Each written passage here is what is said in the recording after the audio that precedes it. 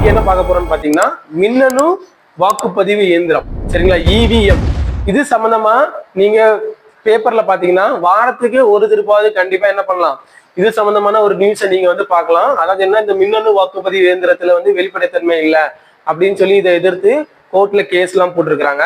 அப்ப இந்த மின்னணு வாக்குப்பதிவு இயந்திரம் இந்தியாவுக்குள்ள ஃபர்ஸ்ட் எப்படி கொண்டு வந்தாங்க, அது யாரை வந்து ஃபர்ஸ்ட் இந்தியாவுக்கான அந்த மின்னணு வாக்குப்பதிவு இயந்திரத்தை வந்து வடிவமைச்சாங்க, இதன் மூலம் இந்த மின்னணு வாக்குப்பதிவு இயந்திரத்தை முதலில் பயன்படுத்தப்பட்ட தொகுதி எப்போ, அப்புறம் எந்தெந்த தொகுதியில பயன்படுத்தினாங்க, தமிழ்நாட்டுல எப்போ பயன்படுத்தினாங்க, இந்தியா ஃபுல்லா எப்போ பயன்படுத்தினாங்க அப்படின்னு சொல்லி தான் பார்க்க போறோம். ஓகேங்களா. இது சம்பந்தமா என்னன்னா, நமக்கு எக்ஸாம்ல லாஸ்ட் டைம் நடந்த குரூப் 2 மெயின்ஸ்ல வந்து மின்னணு வாக்குப்பதிவு இயந்திரம் 3 மார்க்ல வந்து 6 மார்க்ல ஒரு 3 மார்க்கா வந்து இந்த மின்னணு வாக்குப்பதிவு இயந்திரத்தை பத்தி கேட்டிருந்தாங்க. ஓகேங்களா. ஓகே, மின்னணு வாக்குப்பதிவு இயந்திரம், எலக்ட்ரானிக் ஓட்டிங் மிஷின்ஸ்.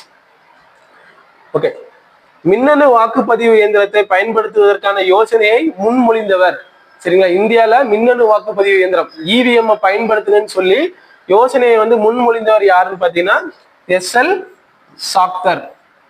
இவர் யாருன்னு பாத்தீங்கன்னா முன்னாள் தலைமை தேர்தல் ஆணையர். இவர் தான் வந்து மின்னணு வாக்குப்பதிவு இயந்திரத்தை பயன்படுத்தணுங்கிற ஒரு யோசனையை இந்தியால முதல்ல சொல்றாரு. ஓகே, முதல் இந்திய வாக்குப்பதிவு இயந்திரத்தை வடிவமைத்தவர் யாருன்னு பாத்தீங்கன்னா எம்பி ஹனீஃபா.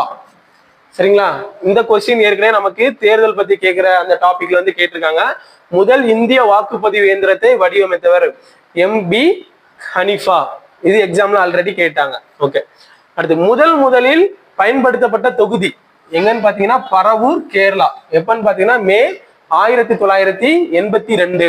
அப்போ இந்த இவிஎம் வந்து முதல்ல எந்த தொகுதியில பயன்படுத்தப்பட்டது, அந்த தொகுதி எந்த மாநிலத்துல இருக்கு அப்படின்னு சொல்லி கூட நமக்கு எக்ஸாம்ல என்ன பண்ணலாம், கேட்கலாம். பரவூர் தொகுதி, கேரளா.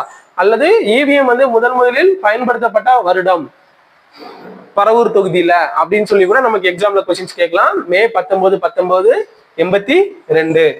ஓகே, அதுக்கப்புறம் என்ன பண்றாங்கன்னா இவிஎம் வந்து இந்த இவிஎம்க்கு வந்து உச்ச நீதிமன்றம் வந்து தடை பண்றாங்க 1984. அப்போ இவிஎம்க்கு வந்து தடை விதிக்கிறாங்க. இதுக்கப்புறம் வந்து இந்திரா காந்தி வந்து 1984 அந்த சீக்கியர் கலவரம், அதுக்கு முன்னாடி அந்த அமிர்தசரஸ் பொற்கோவில்ல வந்து ராணுவ படைகளை அனுப்புவாங்க. அதன் விளைவா அவங்களுடைய காவலாளி வந்து அவங்கள வந்து கொன்றுவாங்க. அதுக்கு பிறகு ஆட்சி மாற்றம். அதுக்கப்புறம் யாரு வராங்கன்னு பாத்தீங்கன்னா ராஜீவ் காந்தி வருவாரு. சரிங்களா. அவரு வந்து என்ன பண்றாருன்னா மக்கள் பிரதிநிதித்துவ சட்டம் 1951 அதுல சில திருத்தங்களை கொண்டு வராரு. திருத்தங்களை கொண்டு வந்ததன் மூலம் என்ன பண்றாங்கன்னா 1989 ராஜீவ்காந்தி அரசு மக்கள் பிரதிநிதித்துவ சட்டம் 1951 என்ன பண்றாங்க, திருத்தம் மேற்கொள்றாங்க. அதன் மூலம் என்ன பண்றாங்கன்னா இவிஎம் பயன்படுத்த அனுமதி அளித்தது. அப்போ உச்ச நீதிமன்ற தடைக்கு பிறகு இவிஎம் பயன்படுத்துவதற்கு அனுமதி அளித்த அரசு யாரு அப்படின்னு சொல்லி நமக்கு எக்ஸாம்ல கொஸ்டின்ஸ் கேட்கலாம். யாருன்னா ராஜீவ்காந்தி அரசு 1989. சரிங்களா. அப்போ இது கொஸ்டின் கேட்பாங்க. மக்கள் பிரதிநிதித்துவ சட்டம் அப்ப எப்படின்னு கேட்டீங்கன்னா 1951. ஓகே, இதுக்கப்புறம் என்னன்னா 1998 16 சட்டப்பேரவை தொகுதிகளில் என்ன பண்றாங்க, இந்த இவிஎம் அறிமுகம் பண்றாங்க. அது எங்கெல்லாம்னா ராஜஸ்தான், மத்திய பிரதேஷ், டெல்லி, இங்க இருக்கிற 16 சட்டப்பேரவை தொகுதியில பயன்படுத்துறாங்க. அதுக்கப்புறம் தமிழ்நாட்டுல எப்ப பயன்படுத்துறாங்கன்னு பாத்தீங்கன்னா 2001. இது முக்கியம். இவிஎம் வந்து தமிழ்நாட்டுல வந்து எப்ப பயன்படுத்துறாங்க அப்படின்னு கேட்டீங்கன்னா 2001 தமிழ்நாட்டுல அறிமுகமாகுது. எப்ப எங்கெல்லாம்னு பாத்தீங்கன்னா தமிழ்நாடு, கேரளா, புதுச்சேரி, மேற்கு வங்காளம். அப்ப கொஸ்டின்ஸ் என்ன கேட்கலாம்னா 2001 கீழ்கண்ட எந்த மாநிலங்களில் வந்து இவிஎம் வந்து நடைமுறைப்படுத்தப்படவில்லை. அதாவது 4 எலெக்ஷன் நடக்குது 2001. இங்க தமிழ்நாடு, கேரளா, புதுச்சேரி, மேற்கு வங்காளம். இது கூட ஆப்ஷன்ல இன்னொரு ஸ்டேட்டை கொடுத்து நமக்கு எலிமினேட் பண்ண சொல்லி அந்த மாதிரி கேட்கலாம். சரிங்களா. அடுத்து இந்தியா ஃபுல்லா இதை எப்ப பயன்படுத்துறாங்கன்னு பாத்தீங்கன்னா 2004. 2004 543 பாராளுமன்ற தொகுதியிலும் என்ன பண்றாங்க, இந்த இவிஎம் பயன்படுத்துறாங்க. ஓகே, அப்போ இந்தியால இவிஎம் பயன்படுத்தணும்னு சொல்லி முதல்ல யோசனை கொடுத்தவர் யாருன்னு பாத்தீங்கன்னா எஸ்எல் சாக்தர். இவர் யாருன்னா முன்னாள் தலைமை தேர்தல் ஆணையர். முதல் இந்திய வாக்குப்பதிவு இயந்திரத்தை வடிவமைத்தவர் யாருன்னு கேட்டா எம்பி ஹனீஃபா. அடுத்து முதலில் எங்க பயன்படுத்துறாங்கன்னா பரவூர். இது எங்க இருக்குன்னா கேரளா. மே 1982. அப்போ இதையும் ஞாபகம் 1982. அடுத்து இவிஎம்க்கு வந்து உச்சநீதிமன்றம் வந்து 1984 தடை பண்றாங்க. அப்புறம் ராஜீவ்காந்தி அரசு மக்கள் பிரதிநிதித்துவ சட்டத்துல வந்து திருத்தம் மேற்கொள்றாங்க. இந்த திருத்தத்தின் மூலம் மறுபடி 1989 இவிஎம் பயன்படுத்த அனுமதி அளிக்கிறாங்க. இதுக்கப்புறம் பாத்தீங்கன்னா 1998 சட்டப்பேரவை தொகுதியில வந்து இது அறிமுகமாகுது. எங்கெல்லாம் பாத்தீங்கன்னா ராஜஸ்தான், மத்திய பிரதேஷ், டெல்லி.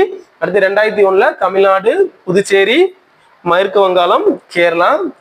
2004 அனைத்து பாராளுமன்ற தொகுதியிலும் அறிமுகப்படுத்தப்பட்டது. ஓகேங்களா? அப்போ இந்த மாதிரி கொஸ்டின்ஸ்லாம் நமக்கு ரொம்ப முக்கியம். ஏன்னு பாத்தீங்கன்னா இப்ப சமீபத்துல கூட நமக்கு டெல்லியில வந்து தேர்தல் நடந்திருக்குது. அப்போ இந்த தேர்தல் நடத்தும் போதெல்லாம் அங்க என்ன பயன்படுத்துவாங்க?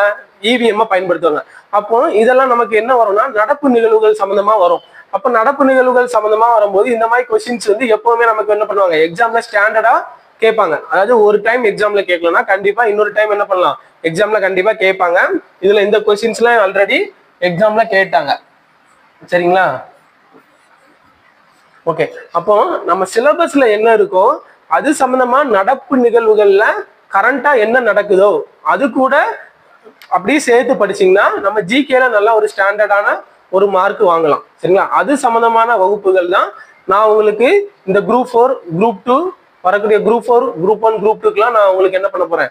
அந்த மாதிரியான ஜிகேல எப்படி நம்ம ஸ்கோர் பண்ணலாம் அப்படிங்கிற மாதிரி தான் நம்மளுடைய கிளாஸ் வந்து இருக்க போது. ரெகுலரா தொடர்ந்து பாருங்க.